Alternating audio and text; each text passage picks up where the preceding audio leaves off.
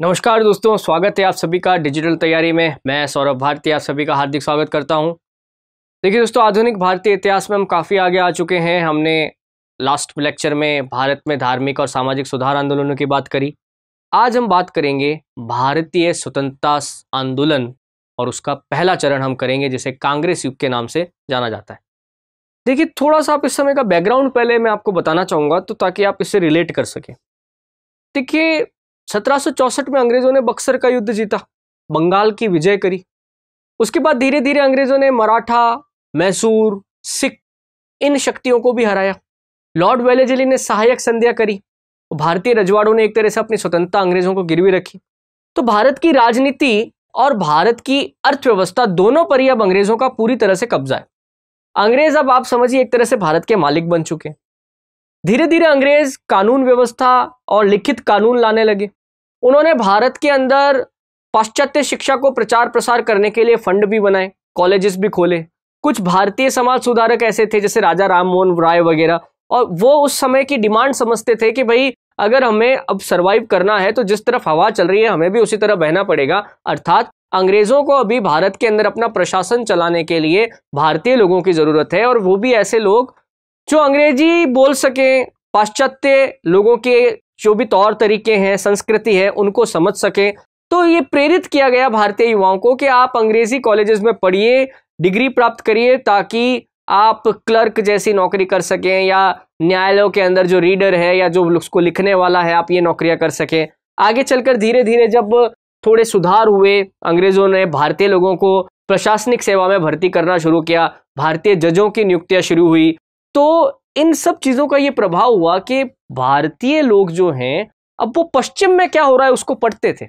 वो पश्चिम की टेक्नोलॉजी, वैज्ञानिक खोज, इन सबको तो पढ़ ही रहे थे, परंतु पश्चिम के अंदर जिस प्रकार से अपने अधिकारों की लड़ाई होती थी, जैसे 1789 के अंदर फ्रांस की क्रांति हुई, अपनी स्वतंत्रता, समानता और बंधुत्व, यानी कि फ्रीडम, इक्वलिटी एंड ब्रदरहुड, बात समझ रहे, इसके ऊपर उनकी लड़ाई हुई कि हमें स्वतंत्रता चाहिए, हमें समानता चाहिए, ये धार्मिक, ये जो ऊंच नीच का भेद है, राजा प्रजा, ये नहीं चलेगा, बात समझ रहे। अमेरिका में इसी प्रकार से क्रांति हुई, मतलब नो टैक्सेशन विदाउट रिप्रेजेंटेशन, प्रतिनिधित्व बिना कोई कर नहीं।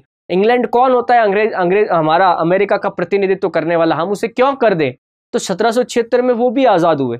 इस प्रकार से विश्व में, और इंग्लैंड खुद डेमोक्रेसी का उदाहरण है। इंग्लैंड में तो 1215 के अंदर ही मैग्ना कार्टा आ गया, जब इंग्लैंड की राजा को जो है वो अपने कुछ अधिकार जनता और उनके जो बैरन्स थे, जमींदार थे, उनके पास सिक्योर करने पड़े।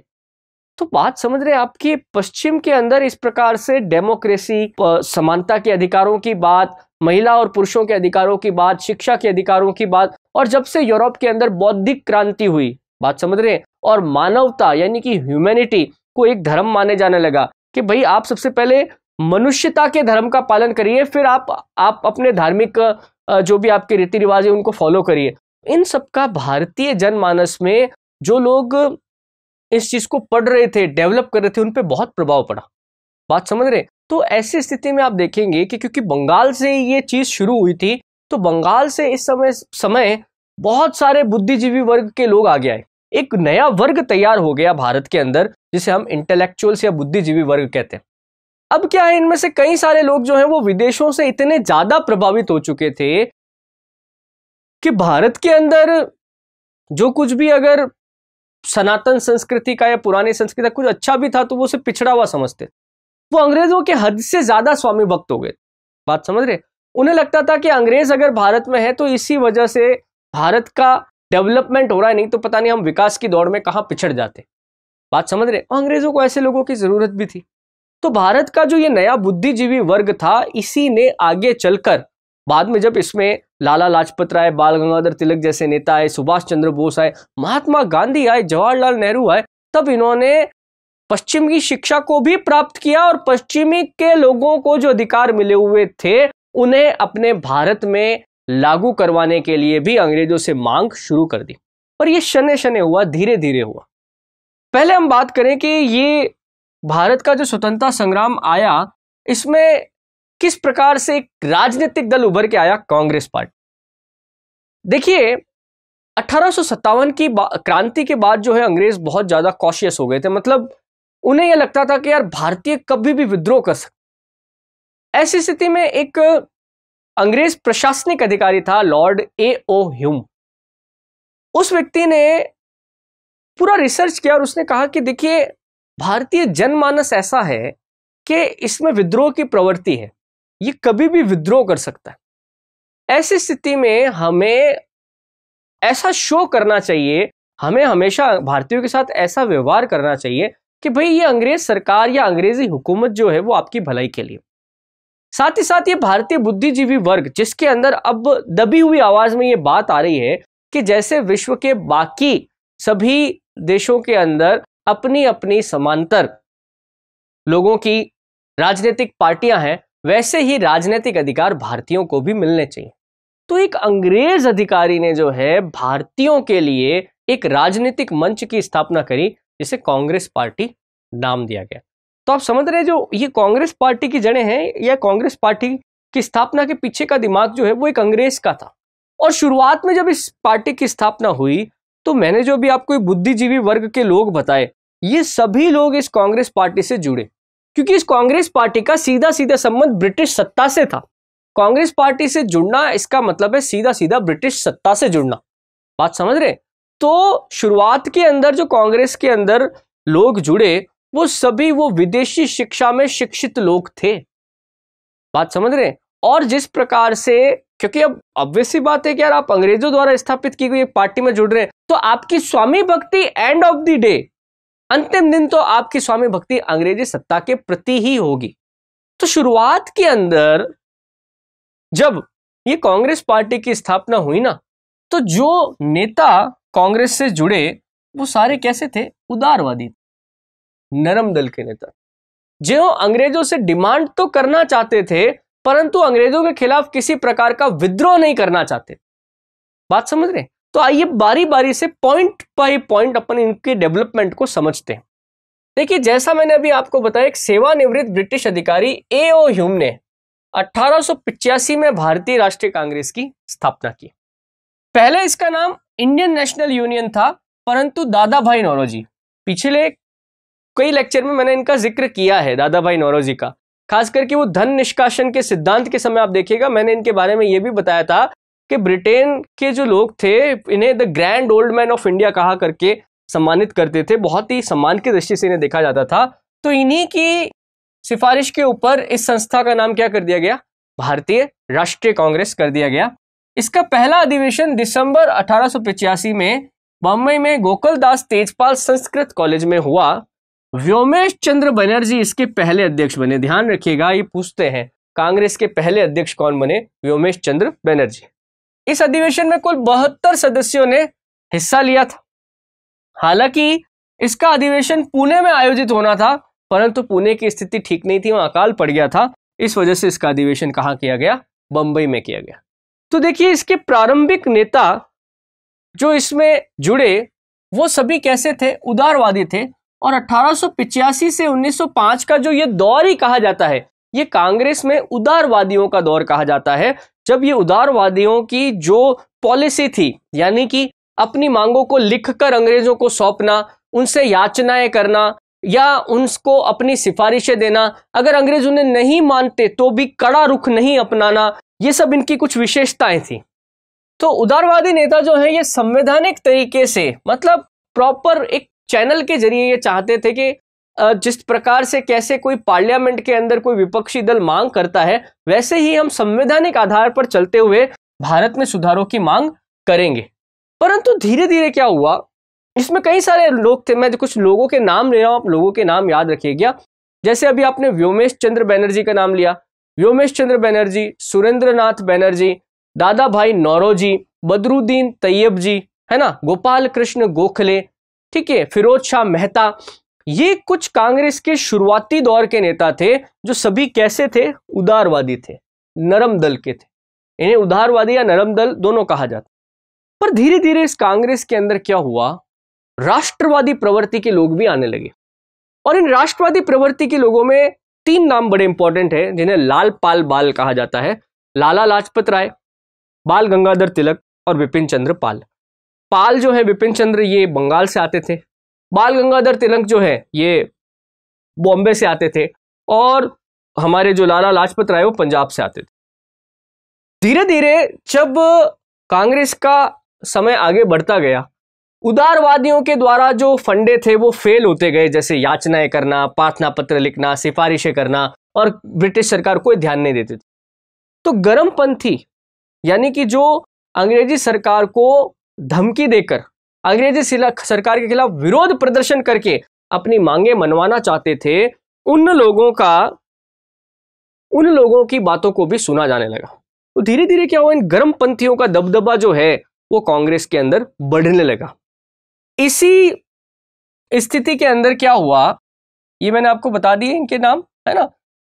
इसी स्थिति में क्या हुआ कि 1905 में एक ऐसी घटना हुई जिसने ये सोचने के लिए मजबूर कर दिया कि क्या वास्तव में जो ये उदारवादी नेता हैं इनके द्वारा किए जाने वाले जो काम है वो सही है या नहीं। 1905 में बंगाल प्रांत का विभाजन कर दिया गया। उस समय लॉर्ड कर्जन जो है, लॉर्ड कर्जन, इसने धर्म के नाम पर जो है, धर्म के आधार पर, धार्मिक पॉपुलेशन के आधार पर बंगाल का विभाजन कर दिया। हालांकि अंग्रेजों ने इसका एक्सक्यूज दिया कि नहीं जी ये प्रशासनिक आधार पर किया गया है, और बंगाल का पूर्वी भाग जिसमें मुस्लिम आबादी ज्यादा थी, आज की तारीख में आप कह सकते हैं बांग्लादेश, उसे अलग कर दिया, जबकि पश्चिमी बंगाल जो आज है जहां पर हिंदू पॉपुलेशन ज्यादा थी उसे अलग कर दिया। अंग्रेजों का यह मानना था कि जैसे 1857 की क्रांति में जब दिल्ली की तरफ मेरठ से सेना ने कूच किया, या फिर झांसी की रानी की जो सेना थी, या अवध की जो सेना थी, उसमें हिंदू और मुस्लिम दोनों ही सैनिक जो हैं वो साथ मिलकर लड़े।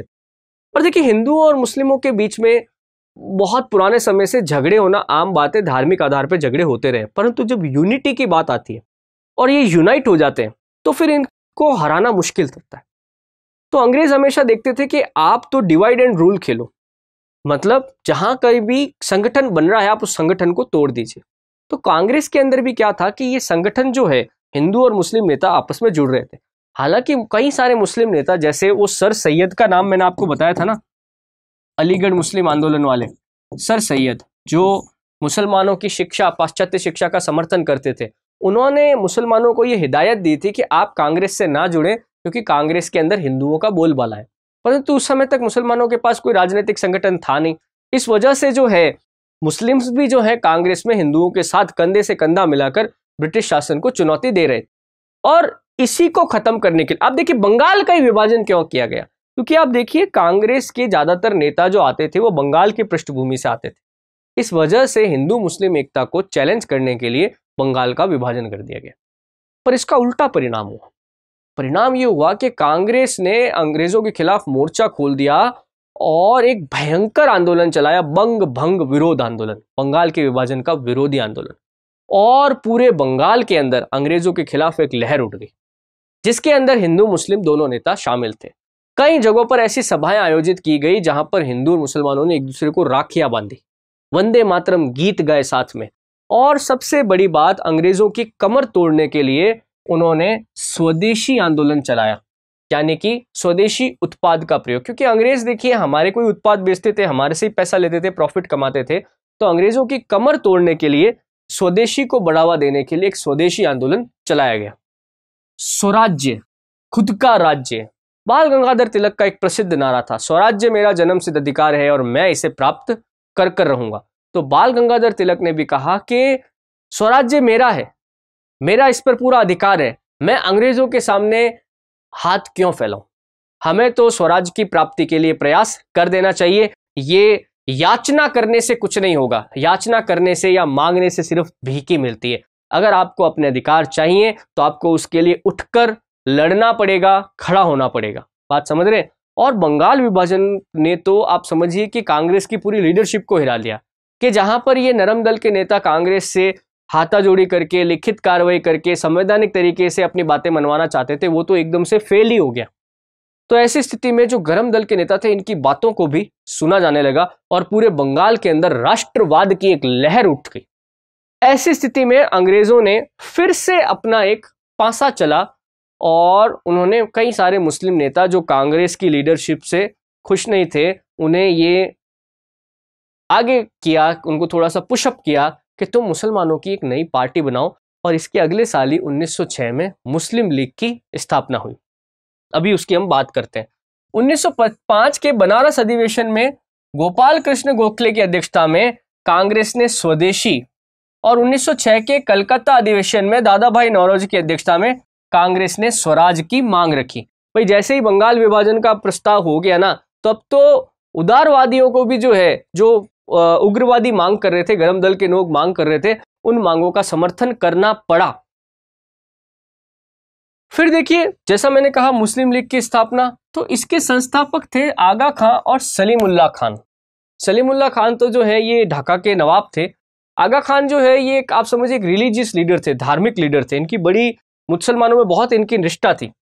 मुस्लिम लीग की स्थापना का उद्देश्य देखिए, ब्रिटिश सरकार के प्रति मुसलमानों की निष्ठा में वृद्धि करना। इसका मतलब क्या है कि ब्रिटिश सरकार के सहयोग से ही मुस्लिम लीग की स्थापना हुई थी, ताकि ये जो कांग्रेस के अंदर हिंदू मुस्लिम यूनिटी है ना, इसको कम किया जा सके। मुसलमानों के राजनीतिक अधिकारों की रक्षा करना। कई सारे मुस्लिम नेताओं के मध्य में ये बात प्रचलित थी और वो अपने भाषणों में भी कहते थे कि कांग्रेस के अंदर कभी भी मुस्लिम हितों की बात नहीं की जाएगी, उसमें कभी भी मुस्लिम हित सुरक्षित नहीं रहेंगे। तो आप तो हमेशा एक अदर विचार रखिए, कोई अदर पार्टी के रूप में ही अपने आप को सामने लेके आइए। इसके प्रथम अध्यक्ष वकारुल मुल्क और मुश्ताक हुसैन को बनाया गया था। सलीमुल्लाह खान जो इसके संस्थापक अध्यक्ष थे और आजीवन जो है वो इसके मेंटोर रहे थे। इसके बाद देखिए आप, कांग्रेस में फूट शुरू हो गई नरम दल और गरम दल के बीच में कांग्रेस की, आप समझिए, नीति बनाने को लेकर। भाई ऑब्वियस सी बात है, दो गुट क्लियरली हो गए। नरम दल वाले 1885 से, जब से कांग्रेस की स्थापना हुई थी, तब से सक्रिय थे। उनकी बातों को पहले सीरियसली भी लिया जाता था, परंतु अब जब अंग्रेजों की नीतियां इनके विरुद्ध जाने लगी तो इनकी कांग्रेस में पकड़ कमजोर होने लगी। गरमपंथी जो है अब वो आगे आने लगे, परंतु नरम दल के नेता ये नहीं चाहते थे कि इस समय में गरमपंथी नेता जो है, जैसे लाला लाजपत राय, बाल गंगाधर तिलक है, इनके हाथों में कांग्रेस का नेतृत्व जाए। तो सूरत अधिवेशन हुआ 1907 के अंदर। इस अधिवेशन के अंदर बकायदा उदारवादी और उग्रवादी नेताओं के बीच में लड़ाई झगड़े हो गए। मतलब आप समझिए कुर्सियां फेंक दी एक दूसरे के ऊपर। ऐसी स्थिति में जो उग्रवादी नेता थे वो बाल गंगाधर तिलक के नेतृत्व में सभा को छोड़ के चले गए, और यहीं पे कांग्रेस जो है वो उदारवादी और उग्रवादी यानी कि नरम दल और गरम दल दो दलों में बट गई। तो आप ध्यान रखिएगा, कांग्रेस का विभाजन कब हुआ? 1907 के अंदर हुआ। कौन से अधिवेशन में? सूरत अधिवेशन में। सूरत विभाजन का तत्कालीन कारण था अध्यक्षों का चुनाव। बेसिकली क्या हुआ था, 1906 के अंदर भी ये मुद्दा आया था कि अध्यक्ष कौन सा बनेगा। भाई दो गुट तो सामने थे। नरमपंथी ये नहीं चाहते थे कि किसी भी तरीके से गरमपंथियों के समर्थन वाला कोई अध्यक्ष बन जाए। बेसिकली बाल गंगाधर तिलक की बात हो रही है, वो चाहते ही नहीं थे। बाल गंगाधर तिलक कभी अध्यक्ष भी नहीं बन पाए फिर। तो 1906 में तो विवाद का निपटारा यूं किया गया कि भाई अभी दादा भाई नौरोजी को अध्यक्ष बनाते हैं, अगले साल इस बात पर विचार किया जाएगा। साथ ही साथ गरम दलों की जो मांग है कि भाई ये जो स्वदेशी और स्वराज्य की मांग वाला जो आंदोलन है पूरे भारत में फैलना चाहिए, वो इस साल के लिए टाल देते हैं, अगले साल बात करेंगे। अगला साल जब आया सूरत अधिवेशन में, तो गरम दल के नेताओं को भाषण भी नहीं देने दिया गया, मंच पर चढ़ने ही नहीं दिया गया। अधिवेशन की बात तो बहुत दूर ही थी। तो ऐसी स्थिति में कांग्रेस में फूट पड़ी और कांग्रेस अलग हो गई। उग्रवादी जो है बाल गंगाधर तिलक के नेतृत्व में चले गए और उदारवादी जो थे उन्होंने रास बिहारी घोष को अपना अध्यक्ष नियुक्त कर दिया। तो ऐसी स्थिति में इसमें ये रास बिहारी बोस है, हाँ घोष नहीं है, रास बिहारी बोस जो है उसको अपना अध्यक्ष नियुक्त कर दिया। ऐसी स्थिति में कांग्रेस के सूरत अधिवेशन में कांग्रेस दो टुकड़ों में, दो फाड़ में टूट गई। तो देखिए अभी आपने क्या देखा, कांग्रेस का सूरत अधिवेशन में किस प्रकार से विभाजन हुआ। गरम और नरम दल के नेता जो हैं वो आपस में बट गए। ये कांग्रेस के लिए बहुत बड़ा डिजास्टर। और इसी समय में आप देखिए तो मुस्लिम लीग की स्थापना हो गई थी। तो कांग्रेस के अंदर जो हिंदू मुस्लिम यूनिटी थी वो भी प्रभावित हुई। आप देखिए अंग्रेज ये चाहते थे हमेशा से कि हिंदू और मुस्लिम कभी भी एकजुट होकर उनका विरोध ना करें, वो हमेशा बटे हुए रहें। इसी वजह से वो बंगाल का विभाजन भी किया गया। हालांकि बंगाल के विभाजन होने के बाद शुरुआत में तो अंग्रेजों को एक दूसरा ही रूप देखना पड़ा, अर्थात बंगाल के अंदर जो हिंदू मुस्लिम लीडर्स थे, नेता थे, कांग्रेस से जुड़े हुए थे, उन्होंने आपस में एक दूसरे को राखियां बांधी, एकता की शपथ खाई, बात समझ रहे, भाईचारे के लिए उन्होंने जुलूस निकाले। तो ये एक तरह से तो उल्टा पड़ गया था।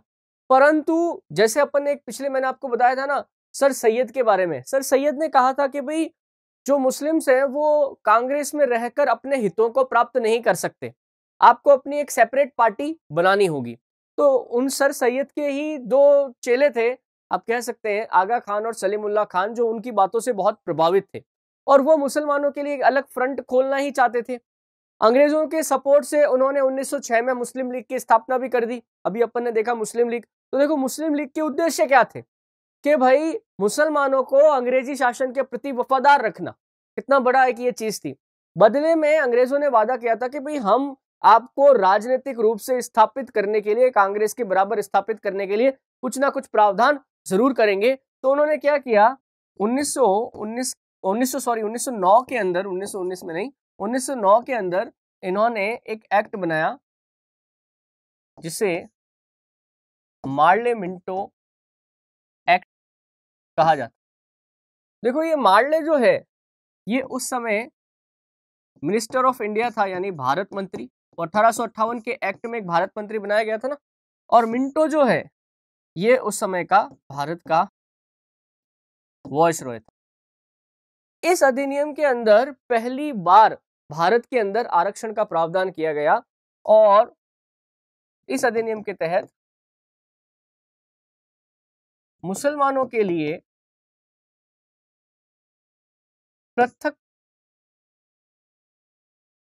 निर्वाचन की घोषणा की गई। बेसिकली क्या था, जिन स्थानों पर मुस्लिम बहुसंख्यक थे वहां पर जो विधानसभा की सीटें थी वो मुसलमानों के लिए रिजर्व्ड कर दी। मतलब आप समझिए कि उस स्थान से सिर्फ मुस्लिम कैंडिडेट ही जो है वो चुनाव लड़के पार्लियामेंट के उस समय की जो विधानसभाएं थी उसके अंदर आएगा।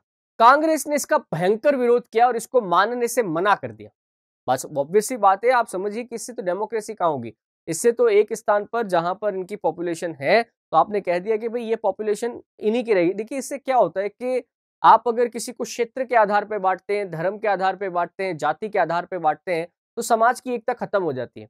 जैसे आप किसी स्थान पे आप अगर जाति आधार पर कह दें कि भाई फला जाति का व्यक्ति जो है वो यहाँ पे सिर्फ चुनाव लड़ सकता है या वही जो है यहाँ पर नेता बन सकता है या इन लोगों का रिप्रेजेंटेटिव बन सकता है, तो भाई ऐसे तो बाकी सारे जो लोग हैं वो अपने आप को ठगा हुआ महसूस करेंगे, ऑप्रेस्ड महसूस करेंगे। बट अंग्रेजों की ये चाल थी कि भारत जो है यहाँ पर रहने वाले जितने भी अलग अलग धर्मों के लोग हैं उनकी यूनिटी डिस्टर्ब होनी चाहिए। आगे चलकर इन्होंने इसको और आगे भी बढ़ाया। 1919 के अंदर, ये तो 1909 का मार्ले मिंटो एक्ट, 1919 के अंदर एक और एक्ट आया मॉन्टेग्यू चेम्सफोर्ड। 1919 के अंदर एक और एक्ट आया, मैं लिख देता हूं, मॉन्टेग्यू चेम्सफोर्ड अधिनियम। देखिए मॉन्टेग्यू चेम्सफोर्ड अधिनियम जो था, इसमें मॉन्टेग्यू जो है उस समय का भारत मंत्री था और चेम्सफोर्ड जो है वॉइसरॉय था। तो ये पृथक निर्वाचन की प्रणाली जो 1909 में तो किसके लिए थी, सिर्फ मुस्लिम्स के लिए थी ना, पर 1919 में इस निर्वाचन प्रणाली को सिखों, आंग्ल भारतीयों यानी एंग्लो इंडियंस जिनके पिता या दादा ब्रिटिशर थे और पारसियों, बॉम्बे में जो पारसी पीपल्स रहते थे उनके लिए भी लागू कर दिया। मतलब जहां पे इन लोगों की पॉपुलेशन ज्यादा है वहां से भी रिप्रेजेंटेशन इन्हीं का आएगा। आप देखिए समाज को कितना बांट दिया गया था धर्म के आधार पर। इसलिए कहते हैं ना अंग्रेजों का डिवाइड एंड रूल पॉलिसी। बार बार क्यों कहते डिवाइड एंड रूल पॉलिसी, इस कारण से। जो भी बात थी शुरुआत में कांग्रेस ने इसको मानने से इनकार कर दिया, ठीक है। साथ ही साथ 1905 के अंदर, 1906 के अंदर जब बंगाल के अंदर कांग्रेस के नेताओं ने भयंकर तरीके से स्वदेशी और स्वराज्य आंदोलन चलाया तो तत्कालीन वायसराय कर्जन को यह कहना पड़ा कि देखो ये बंगाल का विभाजन जो मैंने किया है मैं इसे वापस नहीं ले सकता। इस फैसले को अब किंग ऑफ इंग्लैंड जो है वही पलट सकता है। बात समझ रहे हैं? अब वो जब इसको पलटेंगे तब पलटेंगे, मैंने उनके पास ये भेज दिया है। तो अब इंतजार होने लगा। 1911 में जो है इंग्लैंड के किंग का भारत आने का प्रोग्राम बना और दिल्ली दरबार का आयोजन किया गया। ये तीसरी बार था जब दिल्ली दरबार का आयोजन किया गया था। तो दिल्ली दरबार का आयोजन 1911 में किया गया, जनवरी का महीना था। उस समय ब्रिटेन के सम्राट जो थे जॉर्ज V, जॉर्ज पंचम, वो आया और उसने बंगाल का विभाजन रद्द करने की घोषणा करी। पर साथ ही साथ उसने क्या किया गया, राजधानी भी बदल दी। यानी कि पहले जो राजधानी कलकत्ता हुआ करती थी, अब उसके स्थान पर राजधानी जो है उसको किसको बना दिया गया, दिल्ली को बना दिया गया। तो फिर अगले साल 1912 से भारत की आधिकारिक रूप से राजधानी क्या हुई, दिल्ली हुई फिर से। अदरवाइज अंग्रेजों ने अपनी राजधानी किसको बनाया था, उस समय कोलकाता को बनाया था। ठीक है, तो यहाँ पर ये 1911 में आकर जॉर्ज द फिफ्थ जो है बंगाल विभाजन को रद्द करता है। हालांकि इसका कोई इफेक्ट नहीं होता है, बेसिकली कागजों के ऊपर ही था।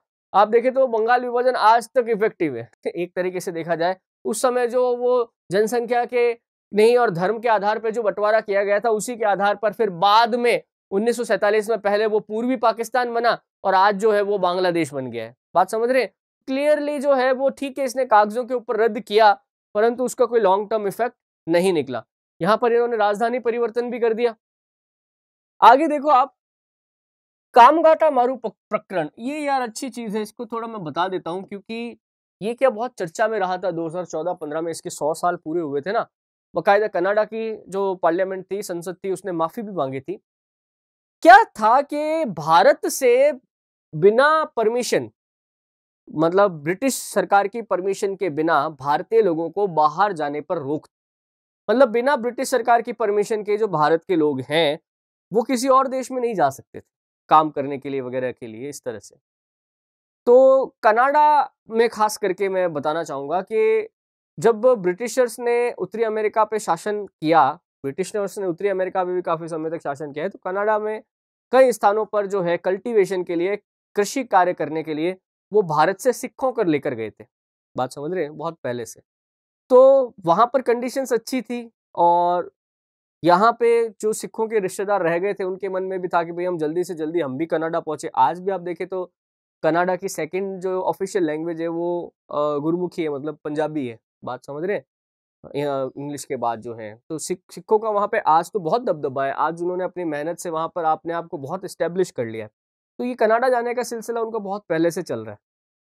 तो यहाँ से बहुत ज्यादा लोग जाने के इच्छुक होते थे और उसके अलावा भी, सिखों के अलावा भी कई सारे लोग जाना चाहते थे, पर इस कामगाटा मारू प्रकरण में अधिकांश लोग सिख थे। बंगाल से इन्होंने कोलकाता से एक जहाज किराए पे लिया, जहाज में सवार होके ये कनाडा पहुंचे। कनाडा की सरकार ने इन्हें अंदर एंटर ही नहीं होने दिया। कई दिनों तक इनका जहाज कनाडा के बंदरगाहों पर खड़ा रहा। बहुत ठंड होती है वहां पे, ठंड के कारण जो है इनकी, आप समझिए कि कई लोगों की मृत्यु भी हो गई। वहां पर जो पुलिस है उन्होंने इनका अत्याचार भी किया, इनको उतरने नहीं दिया। भूखे प्यासे ये लोग वापस जो जहाज घुमा के भारत पहुंचे, तो यहाँ आके ब्रिटिश सरकार ने भी इनके साथ बहुत बुरा सलूक किया, इन्हें गिरफ्तार भी किया गया, कई लोगों की इसमें मृत्यु भी हुई। तो इस प्रकरण के बाद पूरे विश्व के अंदर ब्रिटिश सरकार की बहुत किरकिरी हुई।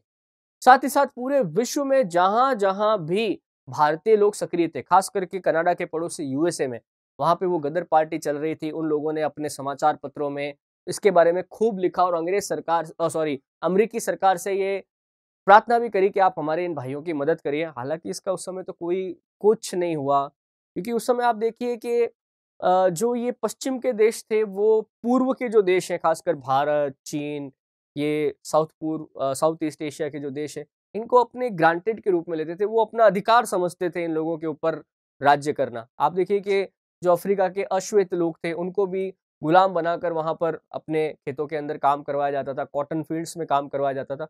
तो आप देखिए कि बहुत ही बुरा सलूक हुआ है इन लोगों के साथ, इनसे कोई इनकार नहीं कर सकता।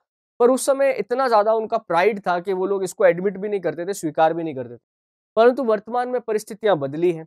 जैसे प्रथम विश्व युद्ध के अंदर भारतीय सैनिकों ने बड़ा बहादुरी का प्रदर्शन किया था, तो अब जाके अभी पिछले कुछ वर्षों में जो है प्रथम विश्व युद्ध के जो भारत के ये शहीद हुए उनको ब्रिटिश पार्लियामेंट में बकायदा श्रद्धांजलि दी गई। कनाडा की सरकार ने जो है 2014 में इसके 100 वर्ष पूरे होने पर बकायदा अपनी संसद में इससे माफी मांगी थी। तो काफी सारी चीजें अब बदली है। तो कामगाटा मारुआ प्रकरण आप याद रखना किससे जुड़ा हुआ है, कि ये एक भारतीयों का एक जत्था था जो कनाडा जाना चाहता था, पर कनाडा की सरकार ने उन्हें अंदर एंटर नहीं होने दिया। वर्ष याद रखिएगा 1914। फिर देखिए कुछ फैक्ट्स हैं, थोड़ा इनको आप देख लीजिए, एक बार ध्यान रखिएगा। जैसे भारतीय राष्ट्रीय कांग्रेस की जो अध्यक्ष बनाई गई थी उसमें सबसे पहली अध्यक्ष बनती है श्रीमती एनी बेसेंट। वो थियोसॉफिकल सोसाइटी से जिनका संबंध था, पीछे अपन ने किया था ना होम रूल लीग आंदोलन जिन्होंने भारत में चलाया, श्रीमती एनी बेसेंट जो है वो 1917 में कलकत्ता अधिवेशन में जो है सबसे पहली बार महिला अध्यक्ष बनती है। कानपुर अधिवेशन में सरोजनी नायडू दूसरी बार, नलिनी सेनगुप्ता 1933 में कलकत्ता अधिवेशन में। आप तो इसको ऐसे याद रखो, कांग्रेस की सबसे पहली महिला अध्यक्ष कौन थी? Shrimati Annie Besant.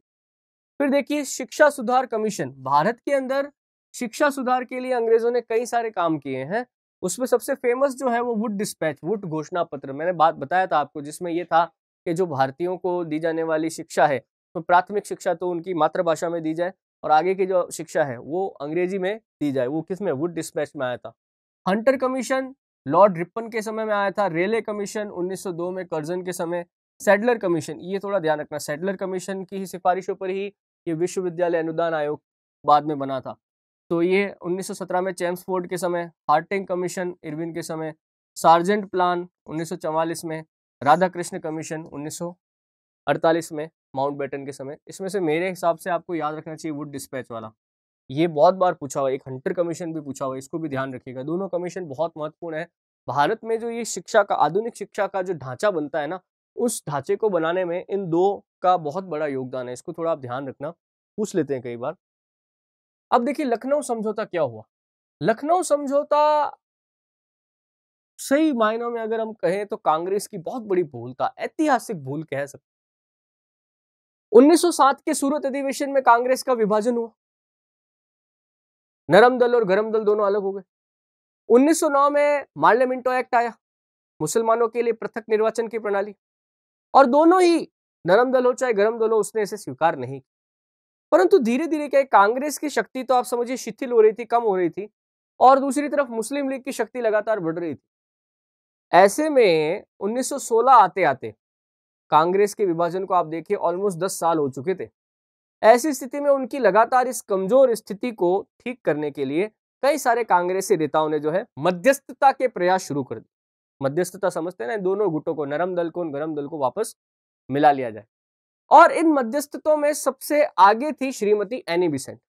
विदेशी थी परंतु भारतीय दर्शन से प्रभावित थी, थियोसॉफिकल सोसाइटी से संबंध रखती थी। अदियार के अंदर जब थियोसॉफिकल सोसाइटी का जो काम था वो एनी बेसेंट ने ही संभाला। एनी बेसेंट ये थियोसॉफिकल सोसाइटी का काम करते करते बाल गंगाधर तिलक के नजदीक आई, क्योंकि बाल गंगाधर तिलक जो है थियोसॉफिकल सोसाइटी का काम महाराष्ट्र प्रांत में या बॉम्बे प्रांत में करते थे। अब धीरे धीरे इनकी जब बीच में नजदीकियां बढ़ी तो एनी बेसेंट ने आयरलैंड की तर्ज पर भारत में होम रूल मतलब हमारा घर का शासन, मतलब भारत का शासन भारतीयों द्वारा चलाया जाए, इसकी वकालत शुरू करी। तिलक ने भी इनका साथ दिया। श्रीमती एनी बेसेंट के प्रयासों से नरम दल और गरम दल के नेता वापस एक दूसरे से पैचअप करने को तैयार हुए और कांग्रेस का एकीकरण करने के लिए तैयार हुए। तो 1916 में लखनऊ में कांग्रेस का जो अधिवेशन हुआ उसके ही हम क्या कहते हैं, लखनऊ समझौता हम कहते हैं। इस लखनऊ समझौते में दो बातें हुई। पहला तो क्या हुआ कि जो नरम और गरम दल जो अलग हो गया था सूरत अधिवेशन में, उन्होंने आपसी सहमति से वापस एक ही छत्र के नीचे आने की घोषणा करी कि अब से नरम गरम दल कुछ नहीं है, अब से हम सभी कांग्रेस के सदस्य हैं, सभी के विचारों को सम्मान मिलेगा। तो लखनऊ अधिवेशन की पहला एजेंडा तो क्या था? कांग्रेस का पुनः एकीकरण। तो 1907 के सूरत अधिवेशन में तो कांग्रेस अलग होती है और 1916 के लखनऊ अधिवेशन में कांग्रेस वापस क्या होती है? पैचअप हो जाता है, ज्वाइन हो जाता है। दूसरा इन्होंने क्या किया, बहुत बड़ी गलती करी इस समय, मुस्लिम लीग को जो पृथक निर्वाचन अंग्रेजों ने दिया था 1909 के अंदर, उसे मान्यता दे दी। मतलब कि हम मुसलमानों को दिया जाने वाला पृथक निर्वाचन जो है उसे स्वीकार करते हैं। तो उसमें बहुत बड़ी भूल, क्योंकि अंग्रेजों को इसके बाद फ्री हैंड मिल गया कि हम जो भी करेंगे इनको मानना पड़ेगा। और अंग्रेजों की हिम्मत इतनी बढ़ी कि इसके 3 साल बाद ही 1919 में मॉन्टेग्यू चेम्सफोर्ड अधिनियम लाए और सिखों, आंग्ल भारतीयों और पारसियों इनको भी अलग से निर्वाचन देके आप समझिए समाज को तोड़ दिया। बात समझ रहे हैं? तो ये कांग्रेस की ऐतिहासिक भूल कही जा सकती है। तो इस अधिवेशन के अंदर क्या हुआ, मुस्लिम लीग के नेता मोहम्मद अली जिन्ना और कांग्रेस के नेताओं के बीच में एक समझौता हुआ। 1916 में मुस्लिम लीग तथा कांग्रेस का संयुक्त अधिवेशन हुआ जिसमें 2 महत्वपूर्ण घटनाएं हुई। उग्रवादी जिन्हें पहले कांग्रेस ने निष्कासित कर दिया था उन्हें पुनः कांग्रेस में शामिल किया गया और मुस्लिम लीग और कांग्रेस के बीच में एक समझौता हुआ। लखनऊ समझौते के द्वारा कांग्रेस ने मुसलमानों के लिए पृथक निर्वाचन मंडल की मांग को औपचारिक रूप से स्वीकार कर लिया, जो कालांतर में एक बहुत बड़ी भूल साबित हुई। लखनऊ सम्मेलन में उग्रवादियों को पुनः एक करने के लिए तिलक और एनी बेसेंट इन्होंने महत्वपूर्ण भूमिकाएं निभाई। अभी हमने इसकी बात करी। तो दोस्तों यहाँ पर ये वापस से कांग्रेस का पैचअप हो जाता है और मुस्लिम लीग को भी मान्यता मिल जाती है। आगे चलकर फिर मुस्लिम लीग ने आप देखिए कि पाकिस्तान की मांग को उठाया, बाद में भारत का विभाजन हुआ। तो वास्तव में देखा जाए अगर एक क्रोनोलॉजिकल ऑर्डर में तो ये पहला मौका था जब क्लियरली कांग्रेस के सामने एक और दूसरी पार्टी खड़ी हो गई और आप समझिए कि दोनों पार्टियों पे स्टैंप लग गया। हालांकि कांग्रेस पार्टी एंड तक अपने आप को दोनों ही बड़े धर्मों का रिप्रेजेंटेशन करना बताता रहा कि भाई हम भारत की लगभग सभी धर्मों का रिप्रेजेंटेशन करते हैं, हमारे में सभी धर्मों के लोग आते हैं, बट मुस्लिम लीग की तरफ मुसलमानों का स्वाभाविक झुकाव होने लगा। आगे चलकर आप देखें तो सिखों ने भी जो है अपनी अलग पॉलिटिकल ऑर्गेनाइजेशन बना ली, पारसियों ने भी अपनी अलग पॉलिटिकल ऑर्गेनाइजेशन बना ली। तो वो भारत जो एक इस समय अंग्रेजों के खिलाफ एक संयुक्त पार्टी के जैसे लड़ना चाहिए था, एक दल के रूप में लड़ना चाहिए था, वो छोटे छोटे दलों में बंट गया। तो देखो दोस्तों 1885 से लेके 1905 और 1905 से लेके फिर 1915 तक का जो ये दौर है इसे हम कांग्रेस युग कहते हैं, क्योंकि इस समय भारतीय राजनीति में जो भी उठापटक चल रही थी वो सब कांग्रेस के नेताओं के द्वारा ही हो रही थी। परंतु इसके बाद भारतीय राजनीति में एक नए सितारे का उदय होता है जो इस पूरी क्रांति की दिशा को ही बदल देता है। 9 जनवरी 1915 को महात्मा गांधी का भारत आगमन होता है और उसके बाद तो भारतीय राजनीति में वो पूरी तरह से छा जाते हैं। बाकी जितने भी नेताओं के नाम अभी आप देख रहे थे, ये सब एनी बेसेंट, बाल गंगाधर तिलक, विपिन चंद्र पाल, कोई भी, वो सभी गांधी जी के ऑरा के पीछे उन सब का जो चमक है वो फीकी पड़ जाती है और इसीलिए हम आगे का जो पूरा ही चैप्टर ही डेडिकेट करते हैं वो गांधी जी को करते हैं। आगे जो हम बात करेंगे गांधी युग के बारे में जो 1915 से 1943 तक चलता है। बड़ा लेक्चर होगा तो मैं उसे पार्ट्स में बनाऊंगा, आप हर पार्ट में बात करें, कुछ महत्वपूर्ण तथ्य होंगे। जैसा कि मैं आपको हर लेक्चर में कहता हुआ आ रहा हूँ, सामने जो पॉइंट्स लिखे हुए हैं आप इनको लिख के याद करिए, कैसे भी याद करिए, जैसे भी आपको होते हैं, पर करिए जरूर। ये पॉइंट्स बड़े महत्वपूर्ण हैं। जहां पर मैं आपको कई बार जोर डाल के कहता हूँ कि वर्ष आपको याद करना पड़ेगा तो करना पड़ेगा, वो उससे आप बच नहीं सकते। हिस्ट्री आसान है, ऐसी कोई बात नहीं है, थोड़ा सा आपको सिस्टमेटिक तरीके से चलना पड़ेगा, क्रोनोलॉजिकल ऑर्डर जो है आपके दिमाग में बैठाना पड़ेगा, हो जाएगा, कोई बड़ी बात नहीं। तो यहाँ पे मैं ये लेक्चर समाप्त करता हूँ। नेक्स्ट लेक्चर में वापस बात करते हैं गांधी युग। Thank you. Please like